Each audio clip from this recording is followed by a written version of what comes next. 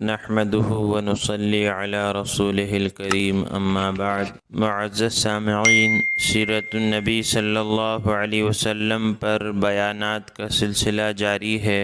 اب تک 17 بیانات اس سلسلے میں ہو چکے ہیں۔ پچھلے بیان میں ہم نے خیبر کے متعلق عرض کیا تھا کہ اللہ پاک نے مسلمانوں کو، صحابہ کو کس طرح خیبر میں فتح عطا فرمائی۔ خیبر فتح ہونے کے بعد صحابہ اللہ کے نبی صلی اللہ علیہ وسلم کی قیادت میں مدینہ تشریف لے آئے، لیکن مکہ والے کافی فکر مند تھے کہ خیبر میں کیا ہوا۔ ایک آدمی تھا جس کا نام تھا حجاج ابن اللات، وہ آیا اور مسلمان ہو گیا اور یہ کہا کہ میں مسلمان تو ہو گیا ہوں لیکن میرا سامان سب مکے میں ہیں، اللہ کے نبی صلی اللہ علیہ وسلم اگر اجازت ہو تو جا کر لے کر آ جاؤں۔ اللہ کے نبی صلی اللہ علیہ وسلم نے اجازت دے دی۔ اس نے کہا کہ مجھے اپنے اسلام کو چھپانا ہوگا اور ہو سکتا ہے کہ کچھ جھوٹ بھی بولنا پڑے، اس لیے کہ میرا سارا سامان اور مال ان لوگوں کے قبضے میں ہیں۔ آپ نے فرمایا کہ اپنے حق کو لینے کے لیے اس قسم کی باتوں کو جھوٹ نہیں کہتے بلکہ یہ ایک حیلہ اور بہانہ ہے۔ اب جب وہ مکے پہنچا تو اس نے وہاں جا کر یہ کہا کہ خیبر میں حضور اکرم صلی اللہ علیہ وسلم قید ہو گئے، مسلمانوں کو شکست ہو گئی۔ اب مشرکین مکہ خوشیاں منانے لگے اور اس نے کہا کہ میرا مال مجھے واپس کر دو، اس لیے کہ مسلمانوں کو شکست ہو گئی ہے، مجھے مدینے جا کر ان کا مال خریدنا ہے، اور اس کا سارا مال ان لوگوں نے جو ہے واپس کر دیا۔ حضرت عباس وہیں تھے مکے میں اور بیمار بھی تھے، تب ان کو جب یہ خبر ملی تو انہوں نے حجاج ابن اللات کو بلایا، تو حجاج ابن اللات نے پوری صحیح خبر ان کو سنا دی۔ صلح حدیبیہ کے بعد ایک معاہدہ مشرکین مکہ سے ہو چکا تھا کہ 10 سال تک کوئی جنگ نہیں ہوگی، لیکن جو لوگ نہ قریش کے حلیف تھے نہ مسلمانوں کے حلیف تھے، اور جو لوگوں نے جنگ احزاب میں، جنگ خندق میں شرکت کی تھی، ان کو سبق سکھانے کے لیے اللہ کے نبی صلی اللہ علیہ وسلم نے سرایہ بھیجے۔ اس سے پہلے عرض کیا جا چکا ہے کہ غزوہ اس کو کہتے ہیں جس میں اللہ کے نبی صلی اللہ علیہ وسلم خود شریک ہوں، اور سرایہ وہ ہیں جس میں اللہ کہ نبی صلی اللہ علیہ وسلم شریک نہ ہو بلکہ صحابہ کا لشکر بھیجا جائے۔ تو ایک درداس جو کافر بھی تھا، گستاخ بھی تھا، اس کی گستاخی اسامہ بن زید نے سنی تو اس کے پیچھے بھاگے، اور ایک جگہ پہنچے تو اس کو یقین آ گیا کہ اب میں ان سے نہیں بچ سکتا، تو موت کے ڈر سے اس نے کلمہ پڑھ لیا۔ انصار نے اسامہ بن زید کو روکا کہ آپ ان پہ حملہ نہ کریں، انہوں نے کلمہ پڑھ لیا ہے، لیکن اسامہ نے پھر بھی ان پر حملہ کر دیا اور وہ مر گئے۔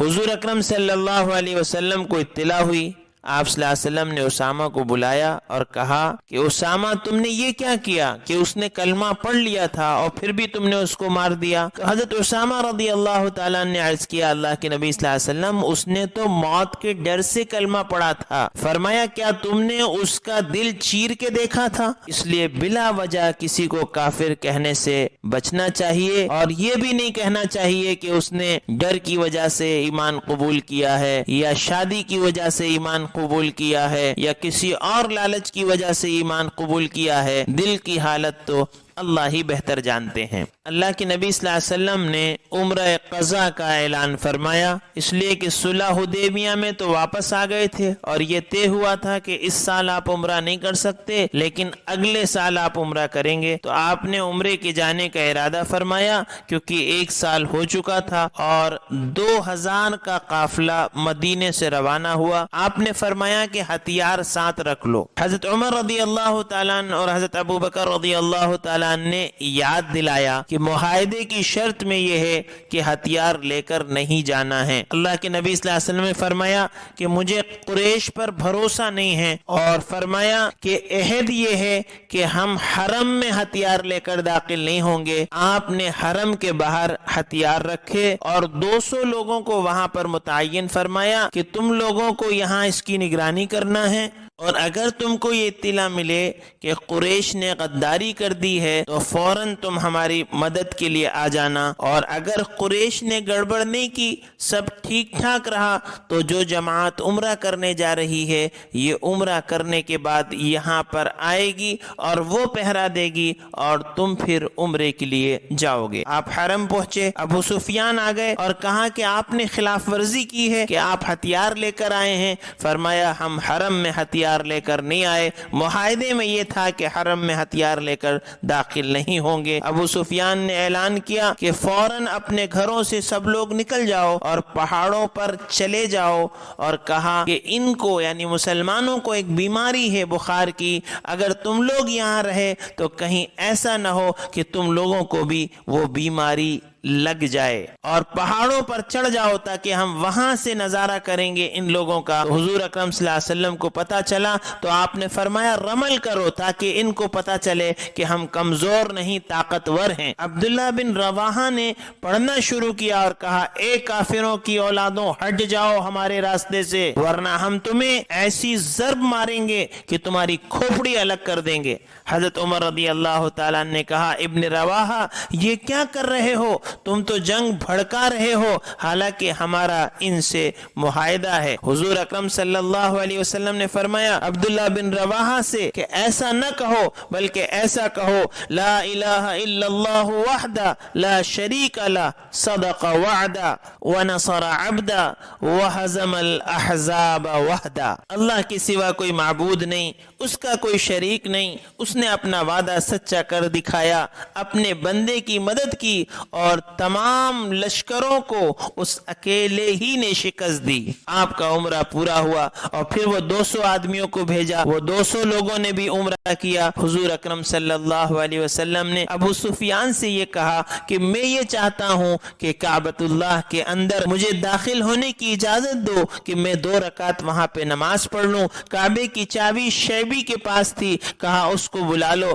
کہ وہ چابی دے دے اور کھول دے اور میں 2 رکعت نماز اندر پڑھ لوں۔ ابو سفیان نے کہا کہ یہ ہمارے معاہدے میں داخل نہیں ہیں۔ حضور اکرم صلی اللہ علیہ وسلم نے حضرت بلال سے کہا کہ تم کعبے پر چڑھ جاؤ اور اذان دو۔ جب اذان دی تو اکرمہ نے اذان سنی، کہا شکر ہے کہ میرا ابا مر گیا، ورنہ اس پر کیا گزرتی کہ ایک کالا حبشی غلام اوپر چڑھ کر اذان دے رہا ہے۔ 3 دن جب ہو گئے تو حضور اکرم صلی اللہ علیہ وسلم نے ابو سفیان کے پاس پیغام بھیجا کہ اگر تم اجازت دو تو 2 دن اور قیام کر لیں۔ اس نے کہا کہ نہیں، اجازت نہیں ہے۔ آپ جب واپس ہونے لگے تو قریش کے نوجوانوں کی ایک گینگ جمع ہو گئی کہ حضور پر حملہ کر دیں۔ جب حرم سے باہر آئے تو ہتھیار دیکھے تو وہ پورے لوگ بھاگ کھڑے ہوئے۔ آپ مدینہ واپس تشریف لے آئے اور صحابہ کو حکم دیا کہ اب بادشاہوں کو خط لکھے جائیں۔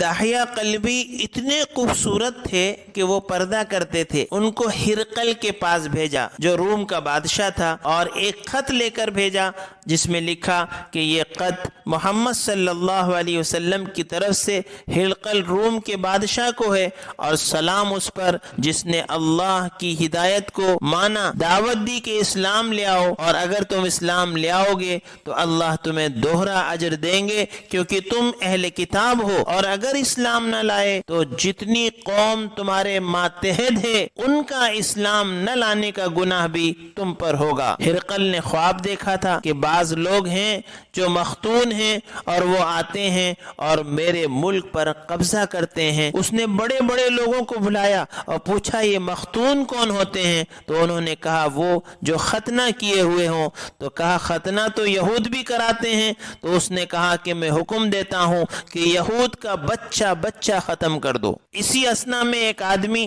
چوری کرتے ہوئے پکڑا گیا، وہ عرب کا تھا، مارنے لگے تو کپڑے کھل گئے تو دیکھا وہ بھی مختون ہیں۔ ہرقل کو خبر پہنچی کہ ایک عرب بھی ایسا ہے، اس کو پیش کیا گیا۔ اس نے کہا ہمارے پاس سب کا ختنہ ہوتا ہے۔ کہا چلو عرب کے بارے میں بھی معلوم کرو۔ اس نے نبی کے متعلق بھی بتایا۔ اسی دوران داہیہ بھی وہاں پہنچ گئے اللہ کے نبی صلی اللہ علیہ وسلم کا خط لے کر۔ ابو سفیان کو بھی ہرقل کے دربار میں پیش کیا گیا اور پوچھا بتاؤ تم میں سب سے قریب نبی کے نسب میں کون ہے؟ ابو سفیان نے کہا میں ہوں۔ کہا اب میں جو تم سے پوچھتے جاتا ہوں اس کا جواب دو۔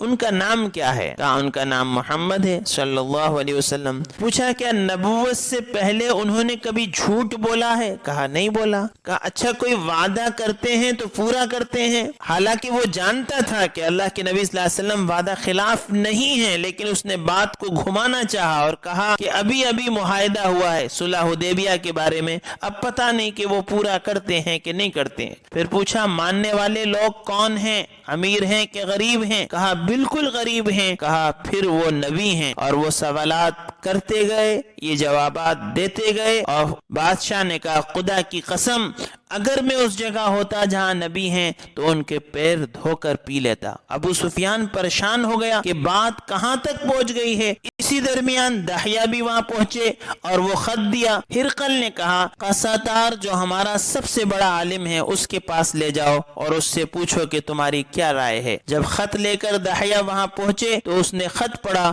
اور کلمہ پڑھ لیا، اور باقی علماء کو بلایا اور کہا میں اسلام لے آیا ہوں، تم بھی اسلام کو قبول کر لو۔ تو دوسرے دن اس نے سب کو بلایا اور کہا کہ تم سب علماء ہو، میں نے جو کتابیں پڑھی ہیں میں اس بات پر پہنچا ہوں کہ یہ سچے نبی ہیں، اور تم سب گواہ ہو جاؤ اشہد ان لا الہ الا اللہ و اشہد ان محمد رسول اللہ کہ میں مسلمان ہوتا ہوں۔ وہ سارے عالم غصے میں آ گئے اور کہا کہ ہم اپنا دین نہیں چھوڑیں گے، اور وہ سب نے مل کر اس عالم کو قتل کر دیا۔ بادشاہ کو پتا چلا کہ ارے وہ عالم کو قتل کر دیا گیا، تو بادشاہ نے سوچا کہ اب میری باری ہے، تو بادشاہ نے بات پلٹ دی اور کہا کہ میں تو تم لوگوں کا امتحان لے رہا تھا، اور داہیہ کو بلایا اور ہدیہ دے کر کہا کہ حضور اکرم صلی اللہ علیہ وسلم سے کہنا کہ میں اسلام لے آیا۔ داہیہ جب اللہ کے نبی صلی اللہ علیہ وسلم کی خدمت میں حاضر ہوئے اور ان کا پیغام سنایا تو حضور نے کہا کہ اس نے جھوٹ بولا ہے اور اپنے اقتدار کو بچانے کے لیے وہ مرتد ہو گیا۔ عمرو بن عاص کو عمان بھیجا، اور ایک کو بحرین بھیجا، کسی کو نجاشی کے پاس بھیجا، کسی کو بازان کے پاس، اور ایک کو ابی شمر کے پاس بھیجا، ایک کو غسان کے پاس بھیجا، ایک کو کسرا کے پاس بھیجا۔ اس طرح اللہ کے نبی صلی اللہ علیہ وسلم نے الگ الگ بادشاہوں کے پاس خطوط بھیجے۔ کسرا کے پاس خط بھیجا تو اس نے پھاڑ دیا اور کہا اچھا میرے نام سے پہلے اپنا نام لکھا، اور پھاڑ دیا۔ اللہ کے نبی صلی اللہ علیہ وسلم نے دعا فرمائی اور کہا اے اللہ اس نے تیرے نبی کے خط کی توہین کی ہے تو اس کے ٹکڑے ٹکڑے کر دے، اور اس کے ملک کو بھی ٹکڑے ٹکڑے کر دے۔ کسرا نے بازان کو حکم دیا کہ حضور کو گرفتار کر کے لاؤ۔ 2 آدمی بھیجے، کسرا کا حکم ہے، حضور نے فرمایا بازان سے کہہ دو کہ میرے رب نے تمہارے رب کو مار دیا ہے۔ آ کر بازان کو اطلاع دی، کسرا کا وفد پہنچا، بتایا کہ ان کے بیٹے نے کسرا کو قتل کر دیا ہے، تو بازان نے بھی کلمہ پڑھ لیا اور قوم کو بلا کر کہا کہ میں مسلمان ہو گیا ہوں، اور بہت سارے مسلمان ہو گئے، نجاشی بھی مسلمان ہو گیا، دوسرے بادشاہ بھی مسلمان ہوئے، اور ہر طرف اسلام پھیلا۔ اور اسی درمیان خالد ابن ولید بھی مسلمان ہوئے، عثمان بن طلحہ بھی مسلمان ہوئے، ہر طرف اسلام پھیلتا رہا۔ سارے سرایا کا ذکر کرنا تو بہت مشکل ہے، مختصراً 1-2 سرایا کے بارے میں عرض کر دوں۔ ایک سریہ موتا بھی ہے۔ اللہ کے نبی صلی اللہ علیہ وسلم نے الگ الگ بادشاہوں کے پاس خط بھیجے تھے، اس میں سے ایک خط اللہ کے نبی صلی اللہ علیہ وسلم نے حضرت حارث بن عمیر رضی اللہ تعالیٰ عنہ کے ہاتھ بصرہ کے بادشاہ کے پاس بھی بھیجا تھا۔ جب وہ موتا کے مقام پر پہنچے تو شرجیل غسانی جو قیصر کے حکام میں سے ایک شخص تھا اس نے ان کو قتل کر دیا۔ قاصدوں کا قتل کسی کے نزدیک بھی پسندیدہ نہیں تھا۔ حضور اکرم صلی اللہ علیہ وسلم کو یہ بات بہت گرا گزری۔ اللہ کے نبی صلی اللہ علیہ وسلم نے 3000 کا ایک لشکر تجویز فرمایا جس میں حضرت زید بن حارثہ کو امیر بنایا، اور فرمایا کہ اگر یہ شہید ہو جائیں تو جعفر ابن ابی طالب امیر ہوں گے، اور وہ بھی شہید ہو جائیں تو عبداللہ بن رواحہ امیر ہوں گے، اور وہ بھی شہید ہو جائیں تو پھر مسلمان جس کو دل چاہیں امیر بنا لیں۔ ایک یہودی اس گفتگو کو سن رہا تھا، اس نے جب یہ سنا تو اس نے کہا کہ یہ تینوں تو ضرور شہید ہوں گے۔ ایک یہودی کو اللہ کے نبی صلی اللہ علیہ وسلم کی بات کے سچے بچہ ہونے کا کتنا یقین تھا، آج ہم مسلمان ہو کر کیا ہمیں اللہ کے نبی صلی اللہ علیہ وسلم کی باتوں کا اتنا یقین ہے؟ اللہ کے نبی صلی اللہ علیہ وسلم نے ایک جھنڈا حضرت زید کے حوالے فرمایا اور خود میں ایک جماعت کے اللہ کے نبی صلی اللہ علیہ وسلم ان کو رخصت کرنے کے لیے شہر کے باہر تک تشریف لائے۔ جب یہ لوگ رخصت کر کے واپس آنے لگے تو ان مجاہدین کے لیے دعا کی کہ حق تعالی شانو تم کو سلامتی کے ساتھ کامیابی کے ساتھ واپس لائے اور ہر قسم کی برائی سے محفوظ رکھے۔ تو حضرت عبداللہ بن رواحہ نے جواب میں 3 شعر پڑھے کہ میں تو اپنے رب سے گناہوں کی مغفرت چاہتا ہوں اور یہ چاہتا ہوں کہ ایک ایسی تلوار ہو جس سے میرے خون کے پھوارے چھوٹنے لگیں، یا ایسا برچھا ہو جو میری آنتوں کو اور کلیجے کو چیرتا ہوا نکل جائے، اور جب لوگ میری قبر پر گزریں تو کہیں اللہ تجھ غازی کو رشید اور کامیاب کرے کہ واقعی تو رشید اور کامیاب تھا۔ اس کے بعد یہ حضرات روانہ ہوئے اور شرجیل کو بھی ان کی روانگی کا علم ہوا تو وہ 1,00,000 فوج کے ساتھ مقابلے کے لیے تیار ہوا۔ یہ حضرات کچھ آگے چلے تو ان کو معلوم ہوا کہ خود ہرقل روم کا بادشاہ بھی 1,00,000 فوج ساتھ لی ہوئے مقابلے کے لیے آ رہا ہے، یہ 3,000 ہیں اور وہاں 2,00,000 ہو گئے، تو ان کو اتنی بڑی تعداد سامنے ہے۔ ان حضرات کو اس خبر سے تردد ہوا کہ اتنی بڑی تعداد ہمارے سامنے ہے، اللہ کے نبی صلی اللہ علیہ وسلم کو اس کی اطلاع دی جائے۔ تو حضرت عبداللہ بن رواحہ نے للکارا اور فرمایا اے لوگوں، تم کس بات سے گھبرا رہے ہو؟ تم کس چیز کے ارادے سے نکلے ہو؟ تمہارا مقصد شہید ہو جانا ہے۔ ہم لوگ کبھی بھی قوت اور آدمیوں کی کثرت کے زور پر نہیں لڑتے، ہم صرف اس دین کی وجہ سے لڑتے ہیں جس کی وجہ سے اللہ نے ہمیں اکرام نصیب فرمایا۔ آگے بڑھو، 2 کامیابیوں میں سے ایک کامیابی ضروری ہے، یا تو شہادت ہوگی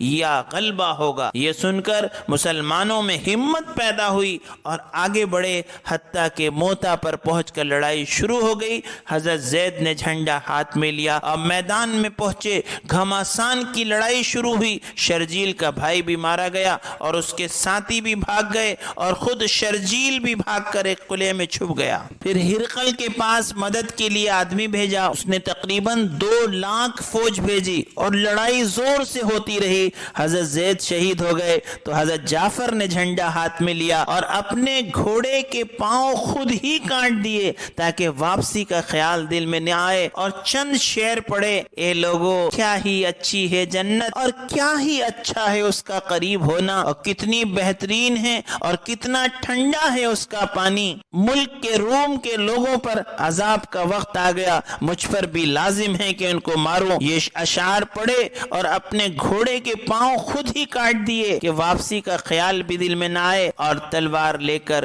کافروں کے مجمع میں گھس گئے۔ لوگوں نے ان کا دایاں ہاتھ کاٹ دیا، آپ نے جھنڈے کو بائیں ہاتھ میں لے لیا کہ جھنڈا گرنا نہ پائے، بایاں ہاتھ بھی کاٹ دیا گیا۔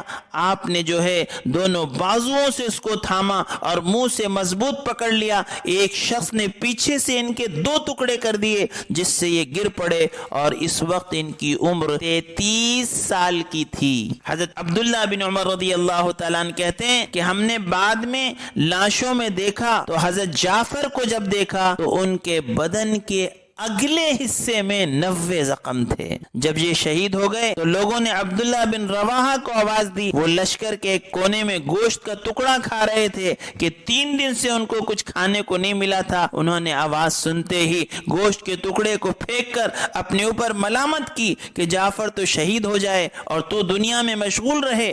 آگے بڑھے اور جھنڈا لے کر قتال شروع کیا۔